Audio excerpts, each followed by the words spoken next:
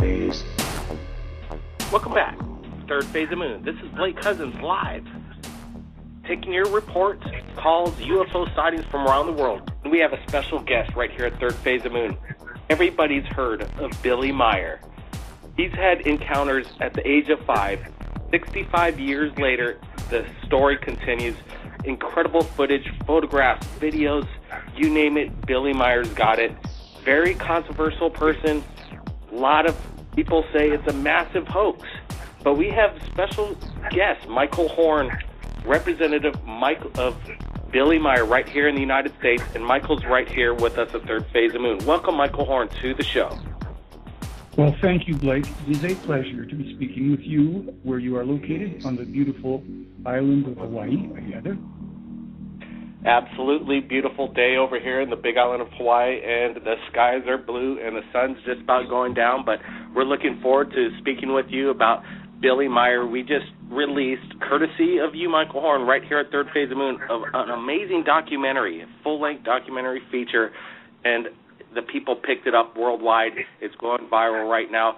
Tell us, how did you first meet Billy Meier? Well, Blake, I first met Meier himself in 2000. I first became acquainted with the case. Pardon me, I'm a little dry because we're up here in Arizona and it's pretty hot.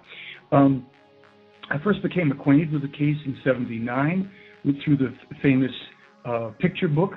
I then, in 1986, received 1,800 pages of the first 3 years of transcripts that he had allegedly with extraterrestrials known as, at that time, as Pleiadians. And then it was not until I started doing my own presentations, 87 and 88, and then some 13 years later, went to Switzerland for the first time. I've been there 14 times. I spent an extensive amount of time with Meier. I was just there with my wife filming him just a few weeks ago. We have spoken extensively. I've met his family. I've met many of the witnesses to the craft, witnesses to 14 of the 22 assassination attempts. And actually, he's been having these contacts since he was 5. He's now 76. So it's over 70 years, 71 years, and that's how it kind of started.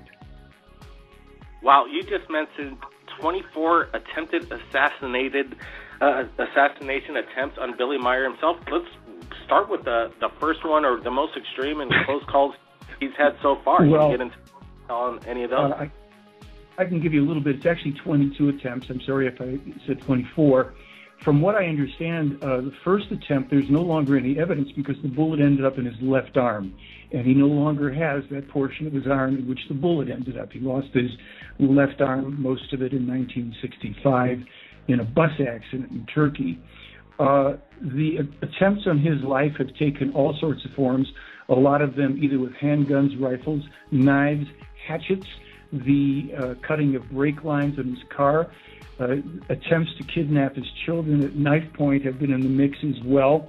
When I'm in Switzerland, there's a little work shed, and in that shed there's a hole in the window from what I think was the last attempt on his life, probably a small caliber like a .22 bullet that had gone through the glass and missed him. So if this man is any kind of a hoaxer, he certainly irritated a lot of people. And, I'm simply very, very open to addressing any of the questions pertaining to his contacts. I do maintain that this is the only authentic UFO contact case going on, and I'm always glad to explain my position, or I'm glad to answer any questions pertaining to the evidence, the information, the claims of hoaxing, what have you. And if one last thing, I have a feeling that you and I may be speaking quite a bit about this case over time because there is so much material evidence and information. Absolutely. You just shared with me information just within the past minute that has me shocked, and what you're saying is quite scary, the way you put it. And if it's a hoax and people are trying to take him out just because of this, like you said, that does not make any sense to me. It seems like maybe there's something higher power going on and people in control that don't want to have him get this information out. We're taking calls from around the world, and if people have any questions for Michael Horn, Representative Billy Meyer, call in to 347-934-0378. We're live right now. And we're going to go to our first caller calling in. I think it could be our special correspondent from Los Angeles, Dr. J. Andy Elias. You with us? Yes, it is. How are you, Blake? Doing good, Dr. J. Andy Elias. I just shared with you the video, the full-length documentary in regards to Billy. We got Michael Horn here. Welcome to the show, and if you've got any questions, I'm sure you've got quite a bit, because that documentary we showcase is quite fascinating. It was a great one, and I love the Billy Meyer case because it goes back so long, and obviously it's still being brought up today. But if you ask a lot of researchers, what they'll say is there's as much controversy as there is legitimacy to this, and that's the problem with it. And also at the same time, that's what's the best part about it. But nonetheless, can you tell us what Billy said about their worlds and what they look like and everything like that, and why we humans look like them?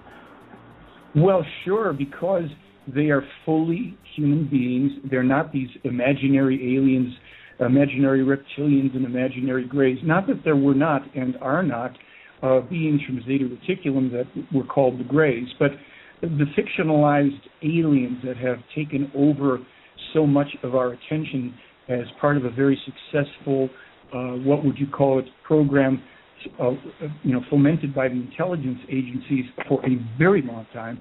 This is not what we're talking about. Semyaze, Quetzal, Ptah, etc., are fully human beings, ancestrally related to many of us over time, because in many cases their forefathers were the forefathers of many Earth people here, and they were the gods of antiquity, these people. And because many of their forefathers so badly screwed up things and set in motion religions which are now today coming at each other head to head to throw the world into great turmoil, they had what they call a self-obligated mission to try to assist without direct interference or involvement with the mass of humanity, as their forefathers had done, to try to assist us for a very simple purpose: to help us help ourselves to assure our own future survival. They are humans. They and their forefathers have been through all of the kinds of grief you could possibly imagine, and even more, as highly advanced space-traveling people with great weaponry available to them. These are not the pretend, mythical, non-existent space brothers. These are real flesh and blood people. They're more advanced than we are, and they are not, by any stretch of the imagination, perfect. Very interesting, Michael. People are calling in. I have my twin brother standing by, Assistant Director to Third Phase of Moon, and he's got a question for you, Michael. Hello, Michael. It's Frank Cousins. Welcome to the show, and this is already exciting. We're really having a good time just getting the truth out. And what I appreciate what you did in your documentary, you weren't afraid to show Billy Meyer holding these models of flying saucers. And it goes back to Stanley Kubrick, who's one of my favorite directors. And back in, I think, 1969, he produced and directed the movie 2001: A Space Odyssey, with, I believe, ahead of its time. Kubrick was a genius. Can you enlighten our audience and explain a little bit about how, if you have any insight, if Stanley Kubrick and Billy Meyer, did they know each other? Were they planning things behind the scenes, or can you enlighten our audience and explain to us what were these things that were holding? I'll try to tell you what I can. Brent, the situation is, to the best of my knowledge, they did not know each other. What did occur in the late 70s and early 80s, through Wendell Stevens, Lee Elders, and Britt Elders, who were the three primary investigators to whom we owe just an enormous debt for having the courage to bring this material forward, they did forward to Meyer 3 offers from film studios for him to do his life story. At that time, in 1980 or so, they were offering him $1 million and the use of their special effects department. The story goes, and I don't know if this part is true, but it was attributed to Steven Spielberg saying, communicating something to Meyer saying, hey, how do you make those great spaceship films? And Billy purportedly saying, and I think this is in a film somewhere, well, I take my camera and when the ship comes, I press the button. He declined all the offers, including from MGM. And in the film, we show some of the models that were made at the time. Now, let me just say a couple of quick things. Most people do not know, and you'll see this in this film, that Meyer was taking his UFO photos, his earliest ones, as early, if not earlier, than 1964 in the middle of nowhere in India, up to 8 of the ships. He even is photographing. You can see this at the end of the film. You can watch for free, folks. You will see a photograph of Billy Meyer sitting on the ground in front of, kind of in the distance in the back. He's in India. There's like an ashram, and above his head in the sky is a white cross. This is not tape on a photograph. I saw that photo. I was there when we filmed it. This was filmed with a 1940s. It was photographed with a 1940s Kodak bellows camera. It was a hologram generated in the sky by Asket above Billy Meyer's head, and there's a very, very powerful reason for it. Meyer is sitting on the ground in India. The cross, the symbol of, if you will, Christianity floating above his head. According to the information in this case, and there's nothing to believe, Meyer is the last incarnation, the 7th and final incarnation in a lineage of prophets who have delivered the same message to humanity for thousands of years, usually corrupted and turned into religions. And those prophets were named Enoch, Elijah, Isaiah, Jeremiah, Emmanuel, Mohammed, and finally Billy. And Emmanuel, who nobody's ever heard of, is the man who they say actually lived and existed and was crucified, survived the crucifixion, and his name and his life story were falsified to turn it into a fictitious person named Jesus Christ. So this cross, the symbol of Christianity, is floating above the head of the man who supposedly would be the final prophet, who existed in previous lifetimes as the aforementioned ones, and that this man, Emmanuel, who was crucified, survived the crucifixion, traveled to India, lived, taught, and died there at about 110 years of age. Now, if that's not enough to make you scratch your head and go nuts, I don't know what is. But you talked about the models. Meyer's photographing real UFOs from 1964 on, and crosses in the sky above his head. We have a brand new analysis on our site of the controversial wedding cake UFO that everybody says, well, it's just a garbage can lid. Meyer took 63 photos. It's been reanalyzed. Some of the photos are shown to be taken at treetop level. These are 40-foot trees in Switzerland. I was just there helping to clean out the forest. These are tall trees. Meyer's video of that wedding cake ship is on the front of our homepage. Watch it for free or linked from your site, Blake, whatever way you do it. And lastly, there are people who have done very good effects trying to duplicate by studying Meyer's photos, but they will never submit them for testing because all of them show to be models, and Meyer's don't. They're big objects. I think I've overblabbed here, but I wanted to tell you all that stuff.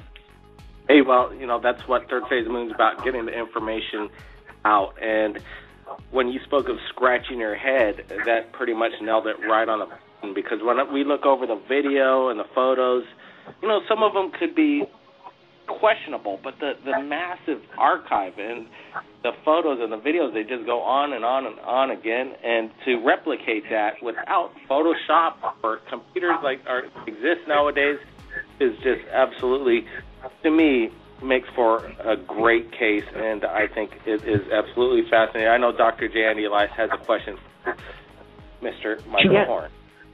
I'd like to go back earlier to what you said, that they're not supposed to intervene, and that makes sense. Let us take care of our own and evolve our own, ourselves. but you recall what Reagan said, the famous speech he made twice, where basically if we were faced with an alien threat, wouldn't we all forget our petty little differences? And living now in the era we are, where you have had things like Roswell happen and other mass sightings and UFO evidence building up, wouldn't it be the right thing for them to step in and do a mass landing or something and make themselves known to basically, it's time? I mean, didn't they finally make that step where they became known to their neighbors? Well, yes, but there are certain, again, this is the information according to the case. There are laws that govern an advanced race and its, if you will, license to interact with a lesser advanced race. The requirement is that race must already be capable on its own of space travel. Now let's address your idea of a mass landing. We now have not, 500 million people on the planet. We have over 8 billion. Most people, or at least a huge percent, are involved in very heavy belief systems known to us as religions. These religions disagree with each other. They're, of course, each one the only true religion. And since the forefathers of the Pleiaren were responsible for setting a lot of this grief in motion, they realized that with the sheer numbers of people on the planet, the responsibility they would bear for how many people would go absolutely suicidal, nuts, become violent with each other, how many military operations from different countries would try to attack them, that it would not only be just irresponsible, but it's completely unnecessary. Here's what I like to tell people. Look, if this case is true, and if this case is true, it's one whopping thing, right? There's got to be a reason why one person for 71 years has been contacted by extraterrestrials. And the reason is actually very simple. Hey, we've got to assure our own future survival, and the core of this is complete 100% self-responsibility. No outside forces that we lay down and worship, let alone have to fear, believe in, or obey. We have got to solve this mess ourselves. We have been offered a virtual treasure of information. And before the show's over, I will tell you how you can prove this to yourself in between 5 and 15 minutes. And it has nothing to do with UFOs, even though Myers UFO evidence is the best in the world, dating back 40, almost 50 years. But this is about us and us not relying, us not having to be convinced. When you said controversial, you're right. The purpose, and Semyase tells this to Billy, the purpose of the physical evidence was to stir the controversy so we would start to do the hard grunt work ourselves of trying to figure this thing out and never having absolutely stone, solid, irrefutable physical evidence. Even though I think we do, the evidence comes from another quarter and it is irrefutable. But we can get to that. So that's how I view that whole thing. When you spoke to me earlier on the phone, you spoke of saying that this is the only authentic UFO encounter. Can you explain that and get into more in depth on that? Because I kind of have a little problem with when you say it that way. Of course, and I know a lot of people do for different reasons. Let me even spell it out more precisely. Myers not the only person that has ever met extraterrestrials, and they say that in the material. He is the only person to have ongoing, face-to-face, voluntary, deliberate contacts for a specific mission. And the reason it falls to one person, and he was one of 6 people that could have had this gig, thankless as it is. Do you really want people shooting at you, trying to kill you and your family so you can, have these experiences? Some people say, oh, yeah, I would do it. Let me tell you something.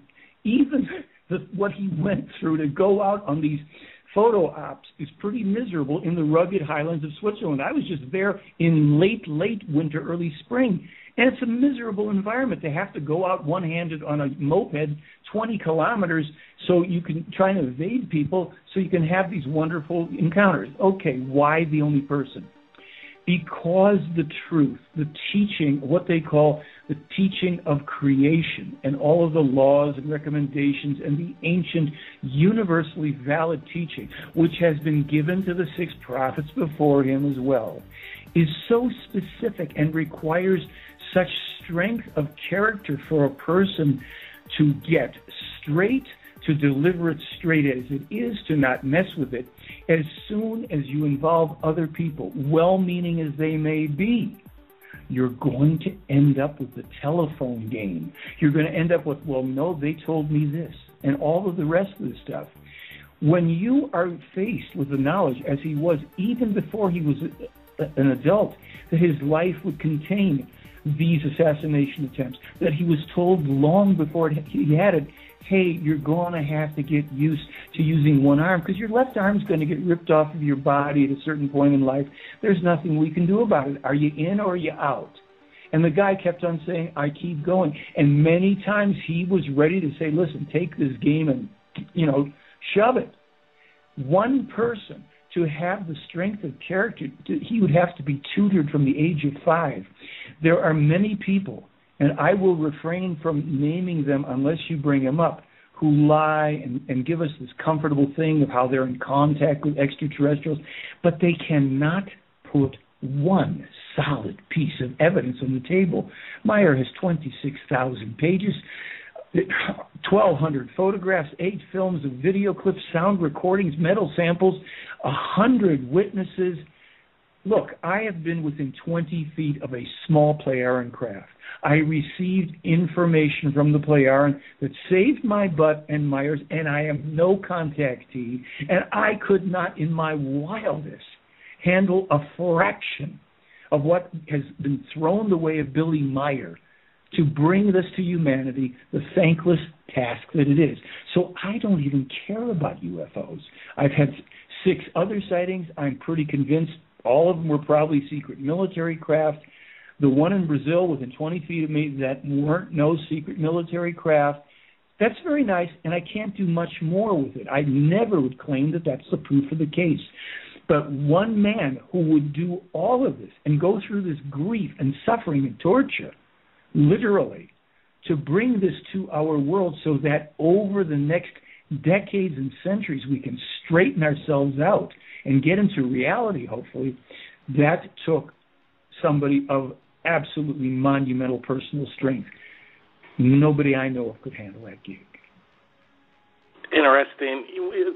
When you say you don't care about UFOs yourself, I know we have 90,000 subscribers that do care about UFOs. Dr. Jandy Lights is going to ask the next question, but I want to get to this one first. Does Billy Meyer still, to this day, because if you're not really caring about UFOs, do you even bother filming these things anymore? No, because they told him, I think it was somewhere right around 1980, 81, after he was taking the last photos of the wedding cake ship, which of course has caused nothing but controversy with everybody screaming it's a garbage can lid and all this. And, a guy that I personally helped, by the way, and I have the correspondence to prove it, who's made a great model of it. He's duplicated the effect of Meyer's photos, but if those things are tested, they come up models. Meyer's don't. But here's the point. And I may have lost a little bit. Meyer was told at that time, we will not do any more photo ops because it's really not necessary. With computers now being available to everybody, and soon children will be able to go online and do all sorts of things like that, there's no point in more photo ops because the controversy has been stirred. The evidence is there. It's been analyzed by experts. We've got free documentation on our site, not only the new documentation, but stuff going back 25 years. The photos were analyzed, the films were analyzed, the sound recordings. I shared the stage at a presentation of mine with a world-class astrophysicist, David Froning, top secret clearance at McDonnell Douglas. He got up and he said, hey, just going to tell you folks, I work with a small group of scientists. We have made breakthroughs, we think, in hyperspace propulsion and zero-point energy based on Billy Meyer's material. And if this man is hoaxing, he's being advised by some very knowledgeable scientists. Thank you, no questions. Now, we've got to start looking at this again come back to, well, what does it mean? Sure, look, there's, somewhere on the site we've got the Hasselball video as well.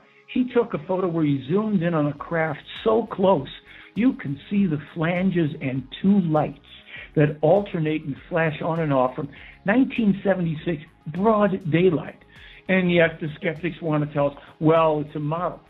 When this one guy tried to duplicate it, he had to paste two little white dots on the ship because he couldn't put any flashing lights on a model.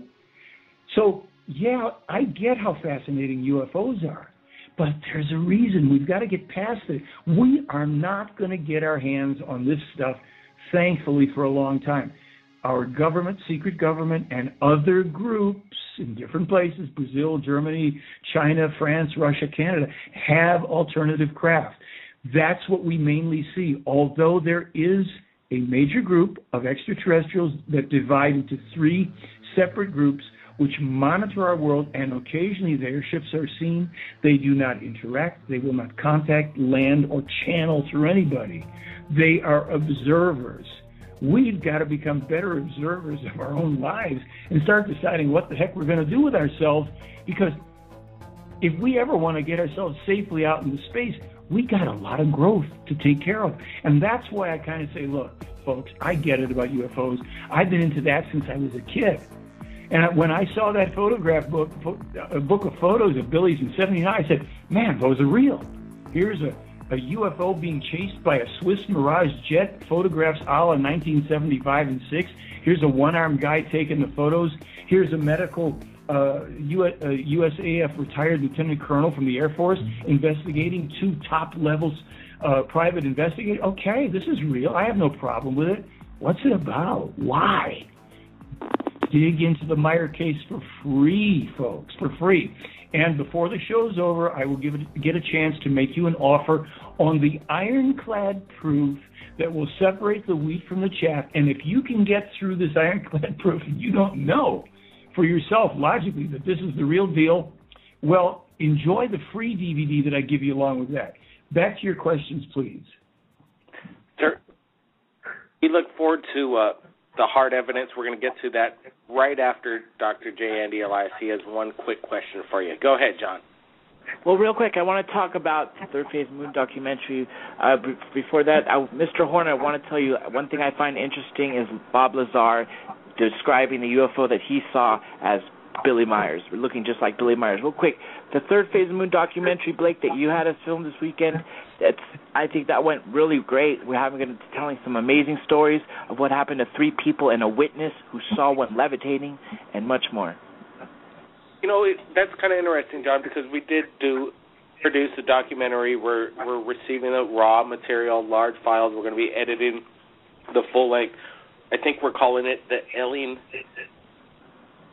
Action Chronicles. It's going to be released exclusively right here at Third Phase of Moon. And we interviewed alien abductees. And I think what Michael Horn is saying is that there's a difference between alien abductees and what Billy Meyer is going through. Billy Meyer is on, the aliens are telling him, giving them advice. Because when we're asking the abductees, correct me if I'm wrong, John, they weren't really communicating with them. They're pretty much, there was no communication whatsoever. They just kind of went along with what was going on. But Billy has this connection where they're giving them details and a mission to go by. What do you think about that? First, John, what do you think about that? Yeah, I think that's great that he has that bloodline where he's related to the prophets, and I think at this stage he's probably fulfilled his mission. And Mr. Horn, you're absolutely right that photographic evidence these days is not really helpful because anybody can fake it. So he did what he could at the time that he could,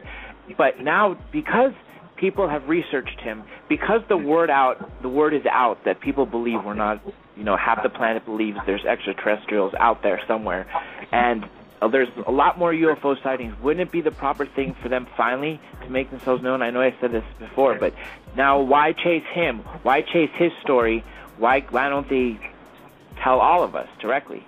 Sure. Well, actually, my answer is that they have.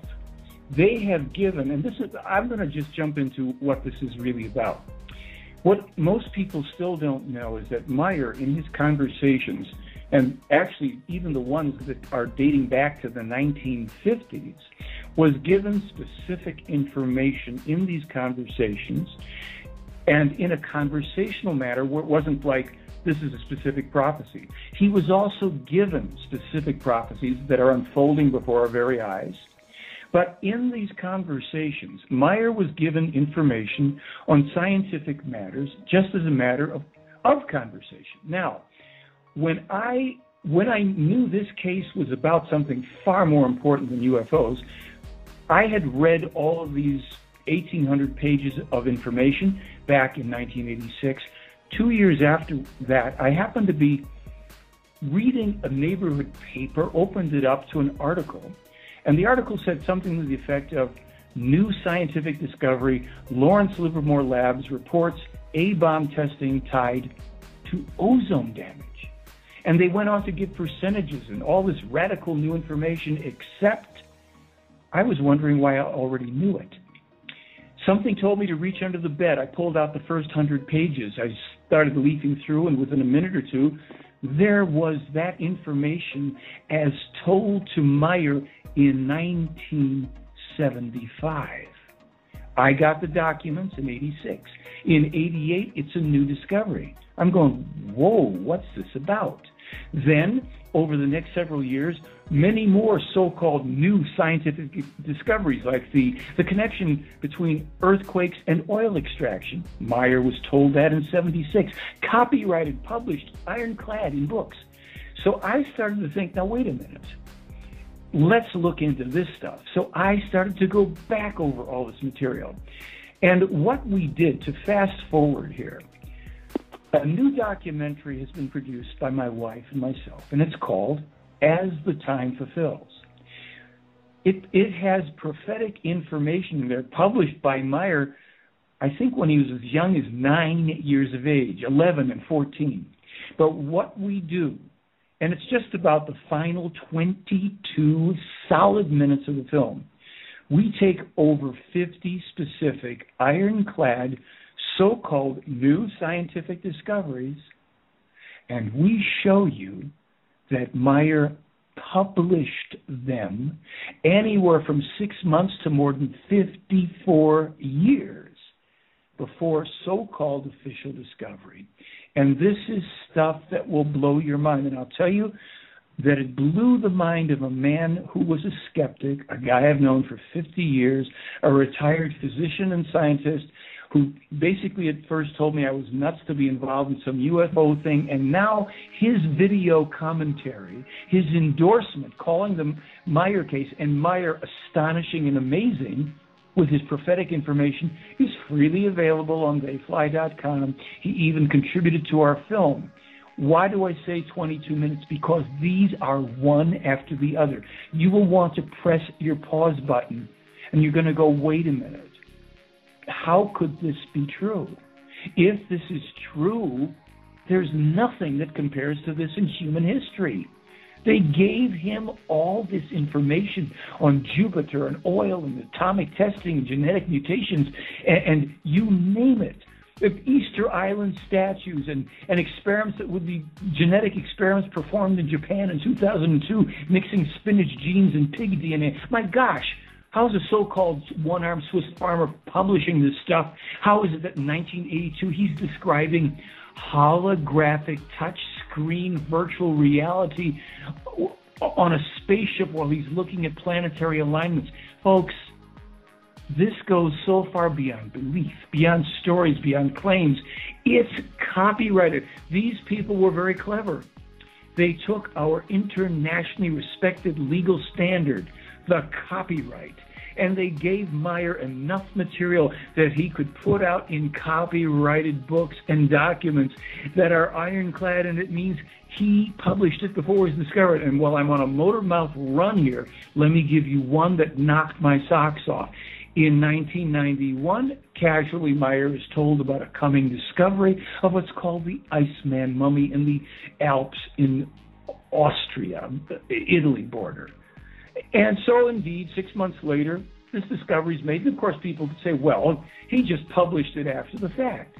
But the funny part is, in 1976, this stuff comes out in a copyrighted, bound copy that we show, on our website. Now, why is that important? Because in 2001, 10 years after the discovery, 5 years after we can absolutely prove Meyer published it, scientists take this mummy into the lab to discover through CT scans what killed him. And between 2001, maybe 2010, they discovered two things: an arrow in his back and a fractured skull. When you go to that document, original copyright 1991, secondary copyright 1996, Meyer asks how this man died. And they said, well, he suffered a seizure and he fell. Oh, that could account for an injured head, couldn't it? Yeah, but one other thing. An arrow that he was holding pierced his back. Folks, 5 years before it is discovered with a CT scan. How does this man know this stuff?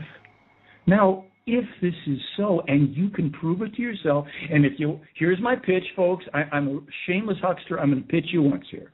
If you buy that DVD called As the Time Fulfills with 50 plus specific examples, I'm going to give you another DVD of about the same value with even more information on it, and that will be free. All you have to do is mention these guys, these nice gentlemen who host the show, Brent or their show, The Third Phase. Just put a word in there. You buy the darn DVD that we produce at our own expense, and we send you that plus a free one. You decide. And if you finally get, hey, wait a minute, forget the UFOs because that's not the proof. This is the proof. Then you ask, why? And then we get to the meat of the matter. And I will tell you this. If every person who listens to this show, whether it's now and now being post-original broadcast at any time, if you decide to get off the bandwagon of getting hung up on what this silly world is telling us is the truth, and you find out what these extraterrestrials many, many, many, many years in advance of us want us to have access to so that we can teach ourselves how to get out of this pit, it's there. And it's even for free on my website. Just dig into it. You'll find it. But that's what I want to tell you. It goes beyond the UFOs, as fascinating as they are. Mr. Michael Horn, we have about 5 minutes left right here, and we're getting some feedback. I'm not exactly. Dr. J. Andy Elias, he has a quick one great thing about this case is that Colonel Stevens spent a lot of time there, and he talked about this incident where he was at Billy's house, and Billy had this document, and he told him that he was taken by some Yazi to a pyramid. This was actually in UFO magazine about 6 years ago. And in the pyramid, he was taken back 2,000, 3,000 years ago, however long ago it was, to a pyramid inside a pyramid in Egypt. And he got this document, and I guess it translated to say Billy. Can you tell us about that incident and how Colonel Stevens got involved? Well, to the best of my recollection, there's a couple things involved. I'm not sure they all happened together. Meyer was taken underneath the Great Pyramid of Giza when he was only about 16 years of age, I think about 53, to be shown something that Edgar Cayce actually described. And that was a huge spaceship in a virtually small city about a mile underneath the Giza Plateau. That whole operation was run by some very negative human extraterrestrials who'd been on this planet for a long time and who were behind a lot of the religions, etc. However, what Wendell Stevens was talking about is actually someone sent Meyer a fragment which turned out to be thousands of years of age listing the true prophets. And the last one on it, they spelled it B-I-L-L-I, Billy, that way. Now, I think that's very interesting, and it's not, for me, the most conclusive proof. It's nowhere near as good as what you can figure out for yourself. But Wendell Stevens had the most wonderful recollections. We have, and there's videos online, you can find them of him. We have stuff. he was, and his investigative report on this whole thing, it was brilliant. He did just earth-shaking work, and we should thank him forever for it. There is so much in this case, and that's why at the beginning I said, look, I hope we'll visit a lot on this. I hope the challenges will come, but I only hope that people will realize the core teaching. We must take complete responsibility for our lives. And if we ever want to get into what the play Arn and Meyer are saying about so-called alien abductions, mutilations, UFOs, and stuff like that, heck, it's available for free on my website, and I'm glad to talk about this or anything else. My passion is making this available to every man, woman, and child on Earth for them to get into it and decide for themselves if this has value in their lives. That's it. Michael Horn, we will help get the word out, let the people know. We're up to 60 million views. People are going to be watching this, listening to it. We're going to be doing more updates. The information was vast. It came in fast right here on third phase in the 40 minutes. Unfortunately, we're running out of time. But, Michael Horn, any last words for our viewers right here at Third Phase of Moon? And remember, I just want to tell everybody, if you mention Third Phase of Moon, Blake Cousins, Mr. Horn will supply you a free DVD on top of what you get on top of that just by mentioning Third Phase of Moon. Go ahead, Mr. Horn. That's right. Order as the time fulfills. We send you a free thing. You'll get about $50 worth for $25. Here's the thing.